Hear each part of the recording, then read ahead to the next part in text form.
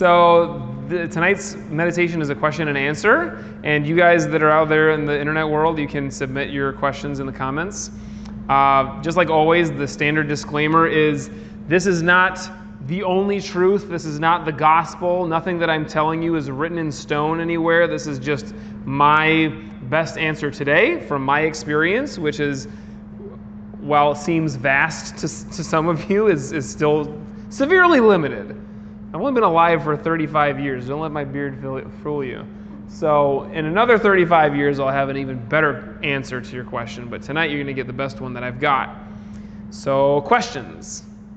Anything meditation, internal, life-related? Yes, ma'am.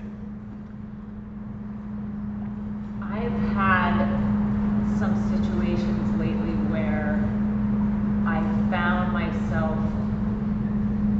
kind of having a flare-up of temper that was unlike me. Mm-hmm. And I was able to calm it down faster than I would used to have done. But my question is, in regards to that, how do you take your mindful, meditative, Zen-like state from your meditation practice into the rest of your life? Specifically with regard to flare-ups of fury? Yeah, I guess. I mean, in both cases, I was in a slight physical danger, mm-hmm. and so I reacted. Yeah, that's when it happens, when you react to something, and so the question is, how do you take this Zen state that we cultivate in practice, especially with meditation, out into everything else, and then how do you deal specifically with these situations where it's like our experience of our emotions is like they're forced upon us, right? So you have this experience, something happens, and it's like it feels like I'm forced into this place of anger or sadness or whatever else it is. And it's not really true, as we will start to experience more and more through practice. But I'll talk about the first idea. The first part of it is taking this out into everyday life, and it's something that you could think of this in a lot of different ways. But the simplest way is what I was talking about this morning, actually, in Tai Chi, is like literally just try to take the same state of consciousness a little bit further into the physical world. So I start in Tai Chi class. I get nice and relaxed. I'm calmer, peaceful. My breath is slower. I have fewer thoughts. And then at the end of class, I try to take that with me to the lobby and keep it while I put my shoes on. That's success. That tiny bit is I took my practice out into something else that's not just pure, Tai Chi, martial arts, meditation. That's great. And then usually, as soon as I open the door and leave out into the world, then it's like I'm on my cell phone, or I get in the car and the radio's blasting, or I'm thinking about all the crap that I have to do for the rest of the day and I lost it. So then the next time, I'm going to try to take it with me all the way outside of the dojo into the car. And then I'm going to try to take it the next time, like all the way out from the car into wherever else it is that I'm going. And this intention of just taking what I've cultivated in this space out there into incrementally more and more space is simple. And it's not necessarily easy, but it's simple, and that helps, right?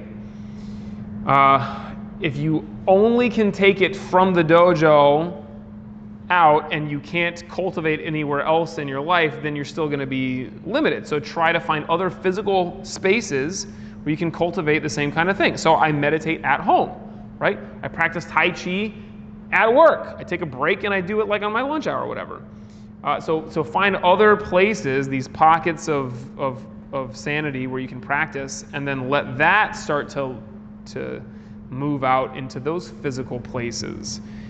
And it's really I'm not going to say it's easy, but it's easier to be in that place when you're in this physical place. And we think of the dojo as like, the dojo is my sanctuary. It's where I go and nothing goes wrong and everything is wonderful.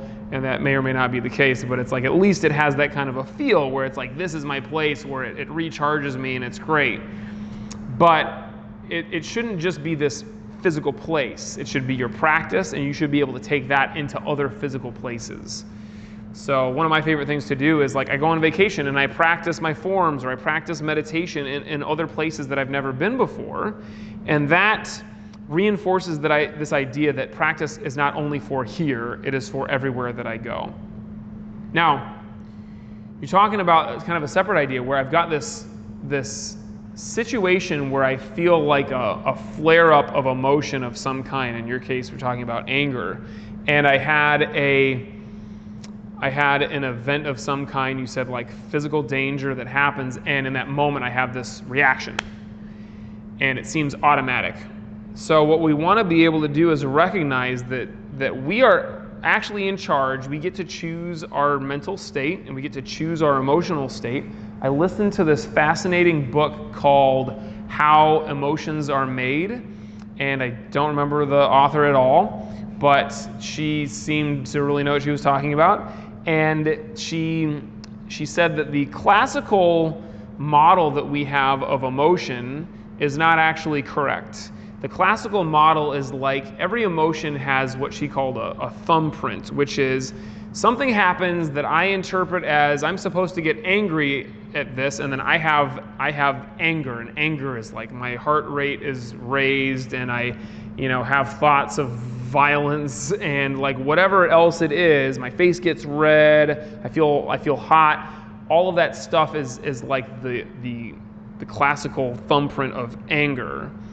And it seems to be something that is innate in us, that we're born with.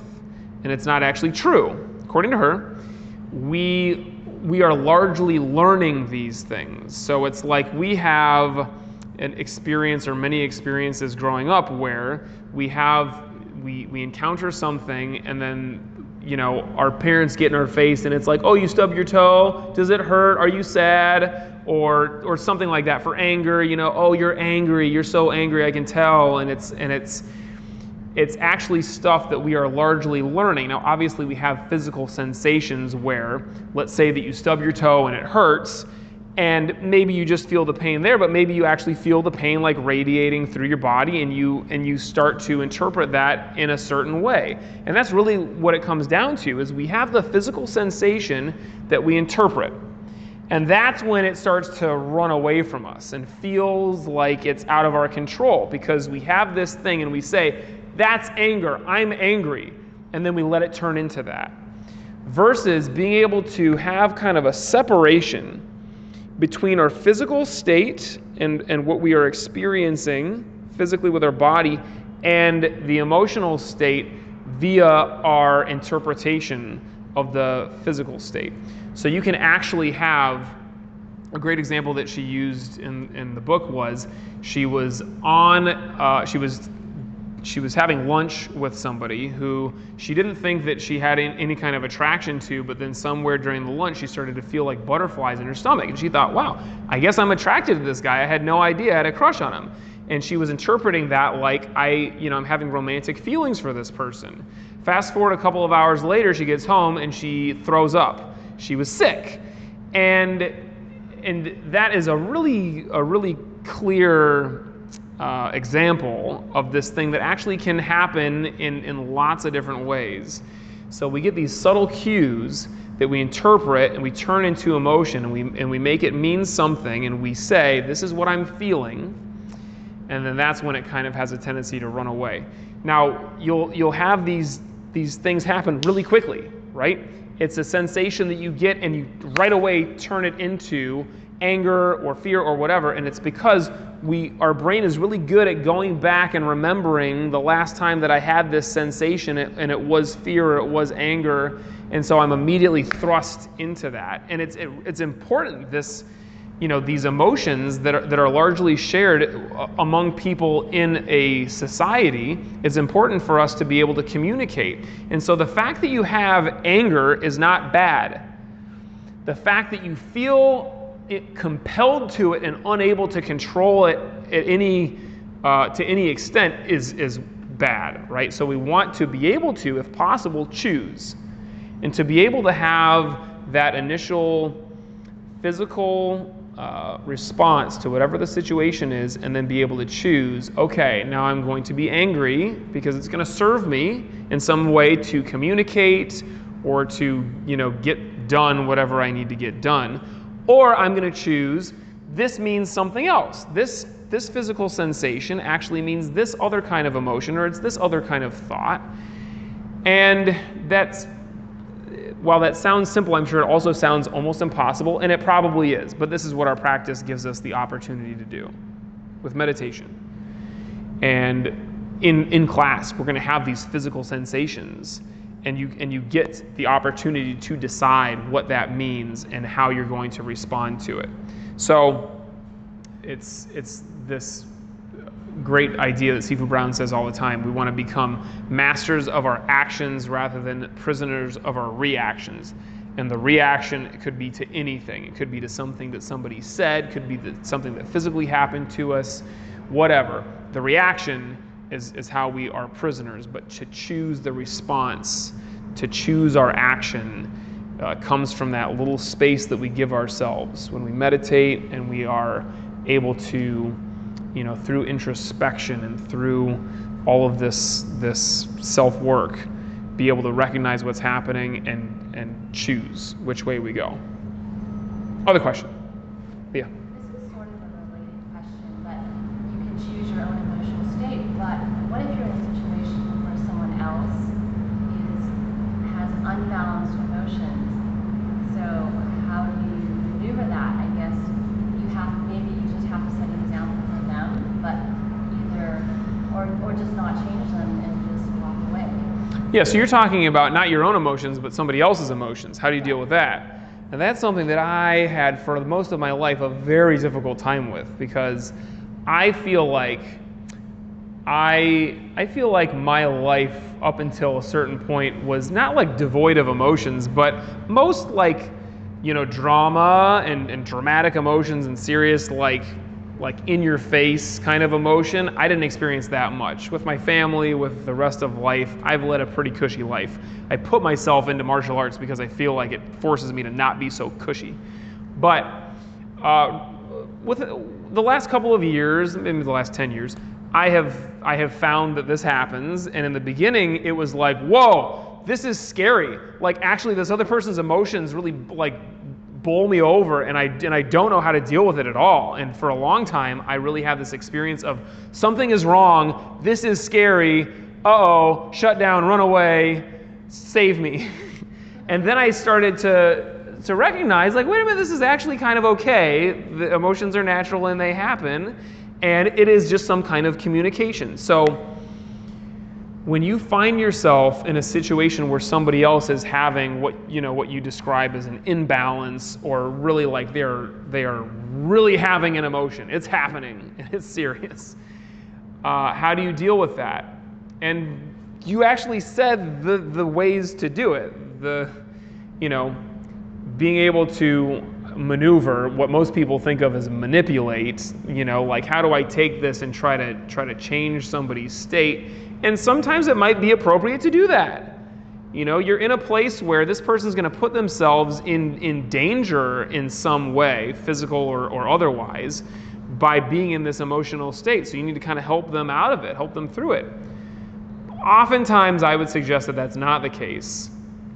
And we feel compelled to fix somebody else's emotional state, when really the best thing for us to do is just to be there with them and allow them to be in that state.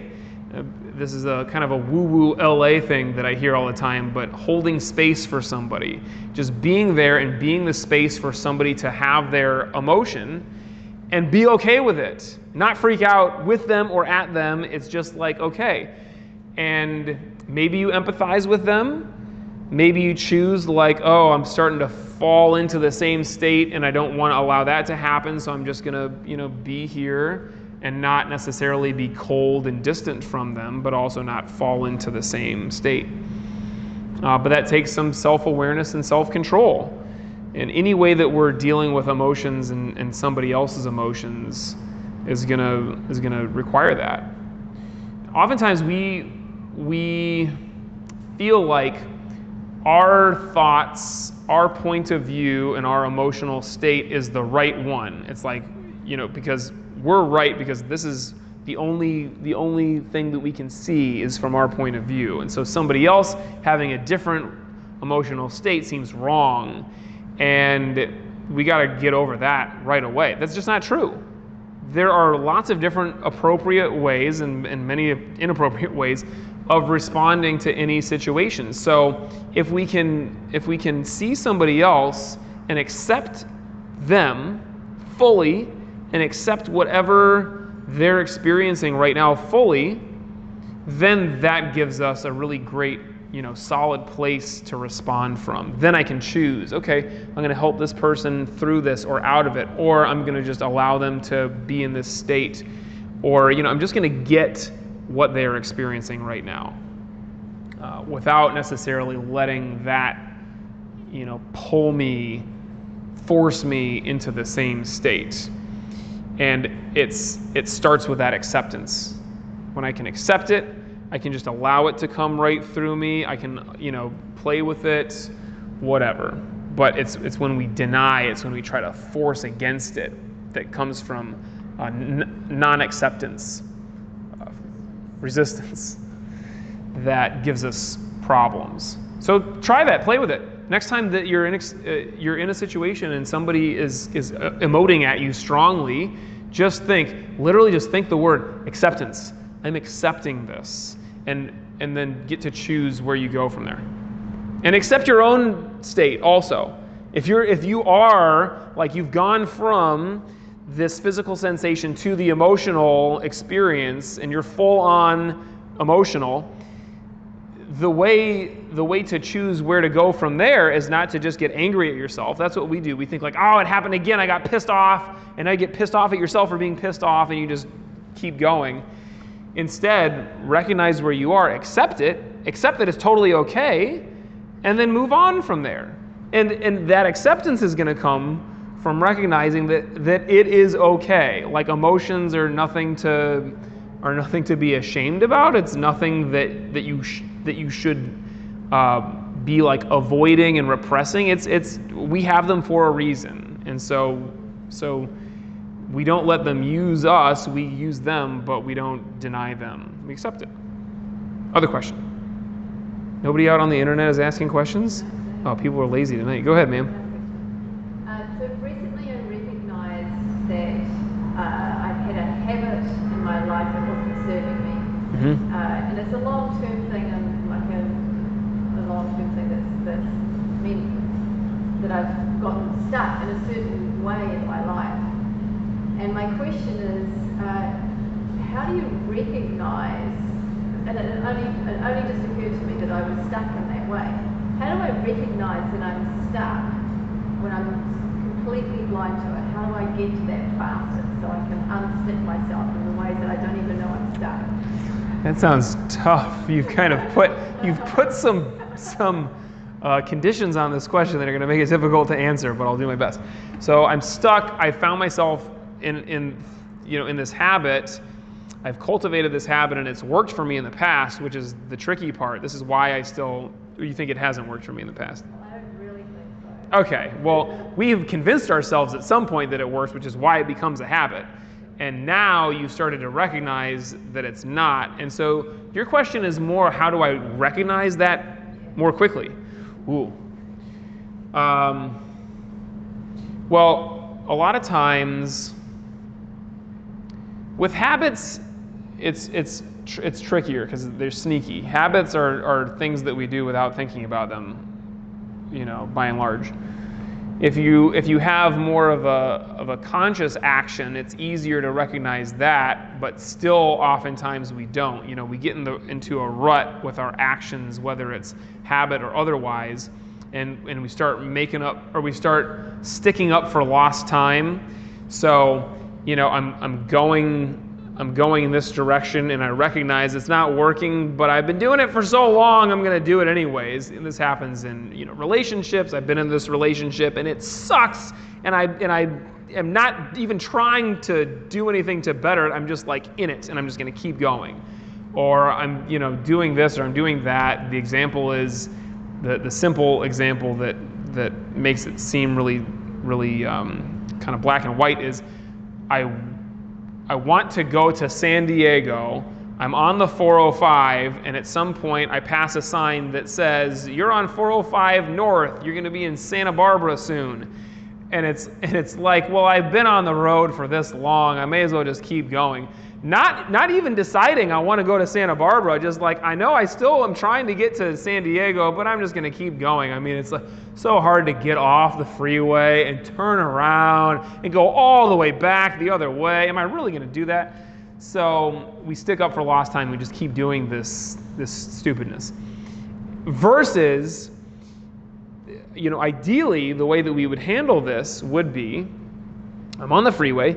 I see the sign that says I'm going north when I want to be going south. Without thinking about it, I just get off on the very next exit, turn around, and go down. And that's usually what we do when we are in that actual situation, driving. You recognize you're going the wrong way, you flip a U and just go back the other direction.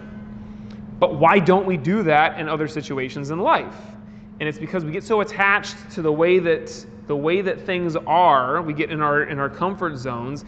More than that, we get attached to who we think we are. We have this identity of ourselves, and we think like, this is who I am, this is what I am, and anything else, it's not only like distasteful for us to consider the idea that we should be different, but we're completely blind to it, like you've said, because it kind of exists within ourselves in a place that we can't see. We don't know that we do this thing, and we do it all the time. And the idea that I'm coming up with for you tonight is that other people can see this stuff. Other people see stuff that we don't see in ourselves. And the problem is that if they are smart, they usually don't tell us this because they know what kind of response they're going to get. If they're dumb or brave, they tell us, and our response, instead of like, yeah, you're right, I do that, our response is, shut up, you don't know anything, you don't know what you're talking about. It's something like that, right? It's a lack of acceptance, and it's an attachment to who we think we are. And I think that a really helpful thing would be to cultivate relationships with people who can tell us what's going on. And if we don't have those people in our lives, find them or create relationships with people who are already in our lives. And we got plenty of people, I promise you, who want to help and who are totally going to be okay with the idea of helping us recognize these types of things, these habits, these ruts that we're in. If we give them the permission, if we give them the incentive to do that, and I say, like, I want you to do this for me. I want you to tell me when I'm being this way. I want you to tell me when I'm stuck. I want you to tell me when I've got this kind of a habit. And it'll be easiest at first when we recognize a habit or a rut and we tell somebody, I'm trying to get out of this. Can you help me by reminding me anytime you see me doing this? But we want to get those same people to be able to recognize it early on. And you got to kind of like bring them into it. You got to say, I'm working on this, and I know that you see me doing it before I do. Can you help me? Okay. And then you kind of get them used to doing that, and now it can expand a little bit. And you can say, what do you see me doing? Like, where do you see me being stuck? Where do you see me running up against a wall and not getting anywhere? Or, however else you want to put it, or however else that kind of seems to you, And And when you start inviting people to do that, you'll get it faster. I'm sure in some cases at least. Now, nobody will be able to recognize these things as quickly as you will if you're in the right state, but that's the tricky part, is being in the right state. So with meditation, with introspection, I think journaling, actually asking yourself the tough questions of, is what I'm doing working the way that I want it to or not, and not kidding ourselves. We're so good at kidding ourselves because we're sticking up for spent time, where we are really invested in this way that we are. But it's like a fun thought experiment sometimes to just ask, like, I'm always this way in this situation. What other ways could I be? And have fun with it. I talked about this a couple of talks ago. And I think if you involve other people, but also involve yourself in this way that keeps it kind of light and keeps it interesting, rather than like, what's wrong with me and what do I have to fix? Because we don't like that. That's an experience that we don't enjoy and that we resist. So instead, like, invite it in and invite in other people's views and understanding of us. Invite in your own, creative way of looking at it from a different experience, and just keep it kind of fun and experimental like that. I think we're out of time, but this kind of thing, again, if you make it fun and you make it this positive experience, it will become something that we go back to and do more readily and more automatically. And in meditation, we should be able to cultivate this same type of thing, where oftentimes when people start meditating in the beginning, and they're trying to clear their minds, they're trying to discipline their minds and their thoughts, and they recognize, I'm not in that state that I want to be in, I'm thinking about something that I didn't want to be thinking about, then we get angry at ourselves, rather than recognizing that we're not where we want to be, and have it be a positive experience to come back to the breath, and have it be something where it's actually enjoyable, even on a physical level, to come back and just feel the breath. Because then you're going to get your mind in the habit of loving to go back to the breath, rather than like, oh, I got to go back to the breath and I'm angry about it. So, start to do that in meditation, and start to do that in everything else that you do as well. Sit comfortably.